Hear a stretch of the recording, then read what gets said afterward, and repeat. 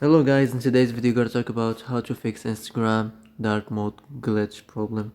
So the answer is easy, just go to the settings and then now as you see, scroll down to the apps section and then go to the search and search on Instagram and now as you see, go to the storage next and here you will find clear cache. Click on it and go check it if it works. If it didn't work, you can maybe try to restart the phone, and if it didn't work again, you can try to clear data, but be careful.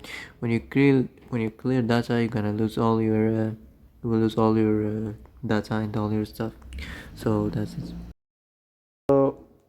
it for today's video. I hope this is the answer you've been looking for, and if you like this video, don't forget to like and subscribe, and see you in the next video.